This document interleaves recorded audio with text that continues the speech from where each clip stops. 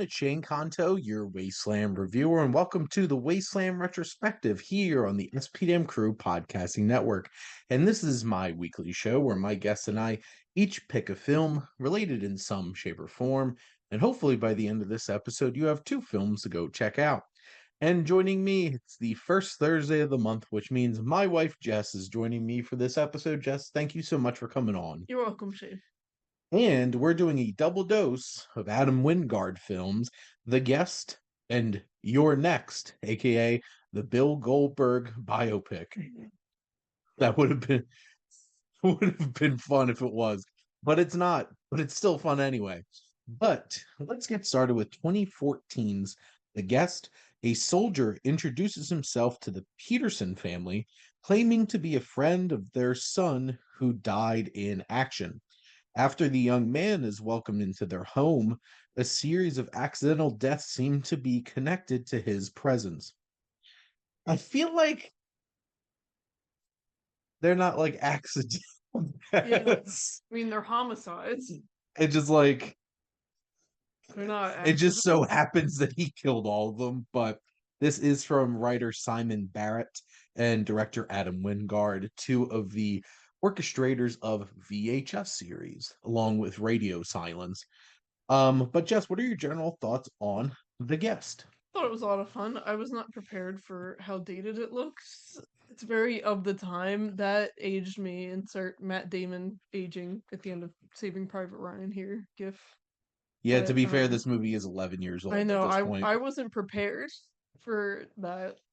But I enjoyed it. It's a lot of fun. It goes in a lot of directions you don't necessarily expect. I mean, it goes in directions you expect, but also those you don't. Yeah, it's I don't know if I'd call it a slow burn, medium burn, moderate speed burn.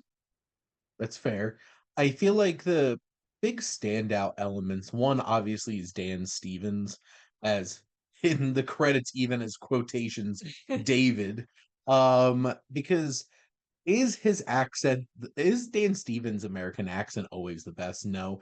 I do feel like it kind of fits with the artificial, Yeah, like he's definitely like putting something on. because it changes throughout the movie. But like I really love him in this because one, he has this steely stare at times that are like, oh my god, this man's gonna murder He's everybody in the room. he's calculating. And also he's so funny in his reactions to certain things. Like he has a couple of really fun, like I'm self-aware in the moment kind of facial reactions during like a shootout at the Hmm. home towards the end of the film. And he just has a lot of charisma and just walks into any scene and just He steals it. he nails it. I mean, it doesn't help that he's acting opposite child actors in a lot of ways, but still. But one of them is Michael Monroe, who I love. She's fantastic. Yeah, no, they kill it. I just mean, And they tend to not be the most charismatic. like the same year It Follows came out, which Michael Monroe was in, and the film Watcher, which is a really intense film about a stalker. I really love that has Michael Monroe in it. I look forward to seeing her in things, and I think she does a really fine job here. And you have some good veteran character actors like Shayla Kelly who plays the mom. Hmm. What happens to her, I makes me I feel really for her. sad because you immediately feel for her and the loss of her son, and you can tell she's just trying to hold things together. She's Leland, gorgeous. I don't know if it's because Leland Orzer plays piece of crap in so many other things. Like he's the father, and I'm like, I don't really care He's so about him. disengaged. Yeah, They and don't really seem to care about him either, to be honest. yeah, and you have like Lance Reddick who just pops up as like the military guy. Yeah, And like, is it a shock the twist on like who David really is? No. no. Do you see this turning into like this super soldier kind of thing and you're just like we're just rolling with this. And I think one of the fun things about the film is it definitely has that pulpy 80s nostalgia slasher kind of feel. Oh yeah, but I mean the soundtrack is banging. It's a great soundtrack. Which yes, the score from Steve Moore is very like 80s tones. It feels Sin. like it basically like did John Carpenter come in here and make this movie. But no, it like at this point, Adam Wingard was still making relatively low budget films. So like this definitely has like a feel to it that it's aged a bit visually, except I feel like they really nailed that third act with the Mm-hmm. whole like Halloween The final maze. set piece is great. Yeah, with the fog and the maze and everything, Yeah, and the all the mirrors. way up to the final shot of the movie, which I'm still shocked they haven't made a sequel to Yeah, this, to be Jesse's. honest. And I feel like it'd be too awkward to come back like It's been a while. it's been 10 years and Anna thought that her and her brother Luke were safe, but then David Oh my god. returns and like it just like slow comes into focus. Dan Stevens just like Middle staring at the camera. middle-aged Dan Stevens. Uh I want to believe in my head canon that David turns out to be his character from Abigail and he became like a operative for the mafia. He's just like those are action onions. But no, I feel like this has a lot of elements that are really fun. I think there's elements that you kind of just have to go with. Mm-hmm. Some like it's like David kind of just feels like hello fellow children and like he straight up sleeps with a high Yeah, schooler at he one goes to a point high school party. and I'm just like I feel like you It's have to be able to get past some of this like weird it's stuff really weird too narratively. because he's just like staring all the time, like, intensely. That is some intense uh Coital stare. coital stare. I'm like I was gonna Really say like I was gonna say intense post-coital stare, but no. like this is like I mean, he does it during, yes. And before, then during, and after. I was trying to think what would you call I guess it is just coital stare. It's like there's no prefix to it. It's just it's in it. Yep. And like this definitely has a campy, like underlying dark comedy humor to it, which if it didn't and it played it straight, I don't know if this would I work wouldn't have as picked this. no, I don't think it would have worked as well. But no, Jess, do you have anything else you wanted to add about the guest? Oh, I think it's a lot of fun, which is why I picked it. Well, next up, you're next. Also a lot of fun. The not the biopic of Bill Goldberg. Um, but if you're a pro wrestling fan, you can't think of the title of this movie without thinking about Goldberg screaming at people that you're next. But anyway, this film is also written by Simon Barrett and directed by Adam Wingard, but came out in 2011, a few years before. Um, actually, I think no. So technically, this was made in 2011. I don't think it came out until 2013. It's one of those kinds of films that like sat on a shelf for a little while. But when the Davison family comes under attack during their wedding anniversary getaway, the gang of mysterious killers soon learn that one of the victims harbors a secret talent for fighting back. That's an understatement because Yep. things get a little things go a bit sideways for the killers in this movie. She's scrappy. But Jess, what are your general thoughts on your next? Which you hadn't seen this one before. No, I hadn't even heard of it actually. Mhm. It's a lot of fun. Again, similar to the guest, it's pulpy. It's, don't take it too seriously. Yes, there's definitely an undercurrent of dark humor throughout this movie. And this is very much like a pulpy 80s style Hmm. slasher flick. This is for if you want to watch rich people die, I guess, instead of random people in the small town in, I don't know, Kansas maybe. Yes. Yes, this is definitely like you think that it's an Eat the Rich movie, but then you find out what's actually going on, which like do you think the twist was interesting? Yeah, I mean it was fine, I guess. It was what I thought it would be. Yeah, it I like wasn't surprised. Didn't I say what did I say about this guy? Look at this baby back bitch or something. So that didn't surprise me. so there's just Milk toast, I think is what I called him. well, so I'm just gonna rip the band-aid off. I think the biggest issue with this movie is that it is made for very little money and the cast is not exactly the strongest. Yeah, it kind of plays into the campy vibe though, because it's kind of like, student film. Yeah. It's like some of the acting's not great, It's not and exactly a student film, but like Sharni Vinson, who plays Erin, the quote unquote last girl, Mhm. is apparently like an Australian soap opera star. Oh, that's And funny that she was in this then. then but like the character of Erin is so badass, and the fact that she has like Yeah. this this particular set of skills straight up from like Taken, just Uh, straight up murking didn't everybody. he say from the get-go, it was like, what Shane was, is she raised in the bush or something? And you were like, watch the movie. Like she was obviously raised on like a Like a survivalist compound. yeah, it was a compound. And then So I like was close. I just want to put that on record.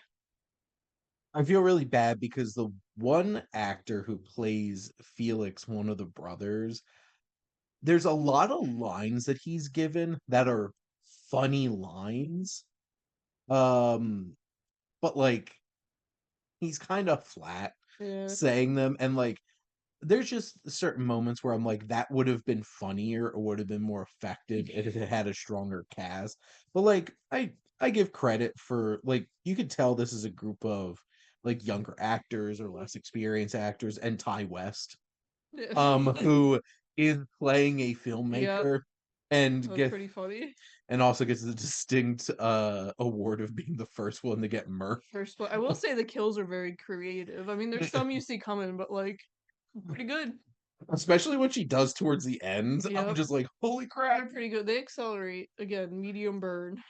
And like I feel like they choose like how many slasher movies do you see like a home invasion coming with crossbows and stuff like that? I'm just like, that's I ridiculous. do love. I feel like they kind of highlight how inconvenient crossbows are because it's hard to load a crossbow. I mean, the pull Which on those is so strong. It's not fast. is so funny because they're friends at Radio Silence, which in the film Ready or Not really sells how awkward a Oh, yeah. crossbow is. And that Especially an antique one. yes, it's like, how do you even use this? And he uses There's a pulls up a reason. YouTube video on how to use a crossbow. There's a reason they're called bolts and not arrows. Yeah. And like there's I like weapons. there's one particular scene in this where they're like really building up like this young woman's running out the front door, and you're like, she's definitely gonna get a crossbow to the head, but like something else happens, and it's like, There's so like I been tension.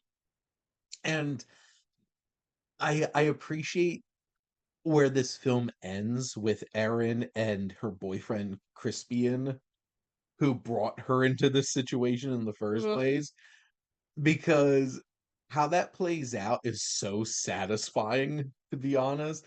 And then this almost pulls a Night of the Living Dead Hmm. on us at the very end, but then has one last Chekhov's axe to throw in there. Uh, it's just there's so many wild setups and payoffs in this Hmm. movie.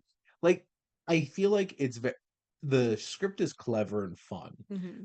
I think Adam Wingard's direction's a little too dark and grim to look at. Mm. Like you could tell this doesn't have like a whole lot of money behind it. Hmm. It lacks a little bit of personality, and sure, some of the acting's not the strongest, but like for a movie that was this was I think their first feature film that they did after like the VHS movies. Like considering that, I think they did a really fine job with this. Hmm. Um I enjoyed it a lot. I thought it was a Actually, lot of fun. technically, this was made before like the VHS and the ABCs of Death movies. It does look like they made some smaller films, but like this is definitely like that breakout one that I think is like a lot of fun. Um, and you know, it's lean. It's like 95 minutes, Yep. so you're not a whole lot of investment in it. Not a lot of downtime. But yeah, I feel like the kills and the setups and some of the humor strong in the script. Maybe like the reveal of everything's not exactly the most clever, but It's surprising.